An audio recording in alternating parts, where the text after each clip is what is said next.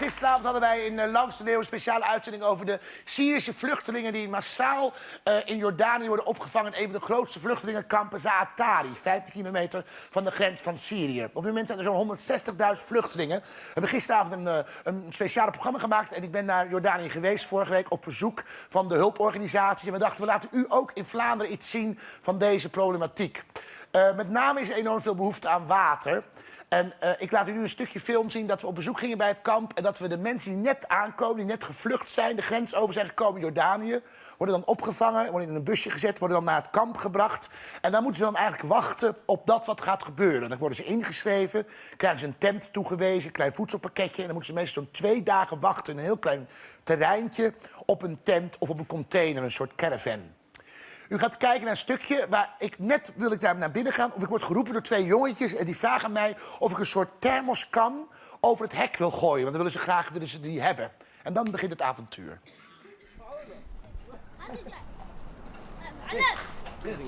وينك كان؟ هين هنجو شو بتحكي له؟ شو بتقول له؟ يسلم وجهك. طلع عم طيز ولا مشى الاسد. No, 3. You put Mohammed, ask them to put 3 fingers in the اعمل 3. بقول لك the W from water. Water, we need water. اعمل هيك مي. 3 هيك 3. هيك جا. ايوه. Water. واتر. ايوه. والله شو طيز ولا مشى. Die jongens zeiden met 3 wezen. Ik versta niet zo goed Arabisch. Maar dat zegt Mohammed, zijn die 3 wezen, dus voor water. Hij zegt, they are cursing the Assad. Dus steek die vingers maar in je reet. And basically what we do is that the new arrivals, we give them. Hier komen de nieuwe mensen binnen. De mensen die dus over de grens, hier 15 kilometer over de grens komen hier binnen. 24 uur shift. Ze worden geregistreerd en they come here. And what happens next? We give them a new arrivals package just until they wait. Het gewoon Keep them kerstpakket. more. Doosjes, hummus, water, een beetje tonijn of zo, of salm, tuna. En de witte bonen in tomatensaus natuurlijk. Elk land, the white meat with tomato sauce. Every country is very important. Yeah. You come from? انتوا جايين من وين؟ من سوريا. من وين من سوريا؟ حما. And when did you arrive? امتى وصلتوا؟ اليوم. Today. أي ساعة؟ يعني لهين يعني شيء 7 8 بس They arrived at 8 in the morning, so شي just ساعة، an hour ساعة. and a half. And how long you traveled? قد ايه أخذتكم الطريق من حما لتوصلوا هون؟ 3 ايام. 3 days. 3 days.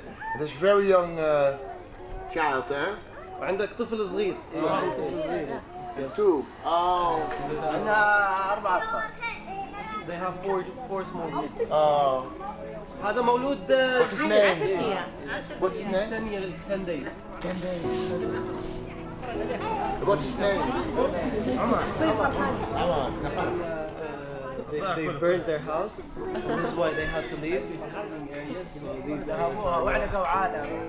And the whole family, is this the whole family or ترجمي له بس خلوه بس انتصار. إن شاء الله. هاي كل عيلتكم؟ ايه لا في باقي ناس.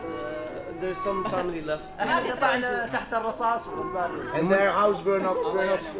بيوتهم لسه هم بيوتهم أحسن من بيوتكم. يعني ما لا طلعوا بيوت خيم هاجروا. No, they've left their houses, but they're still within Syria. اليوم نتفرج عليها.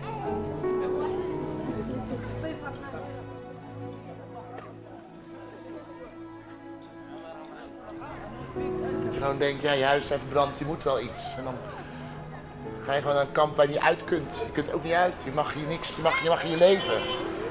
En hopen dat je dan weer terug kunt. Ik vind het heavy hoor. Jezus.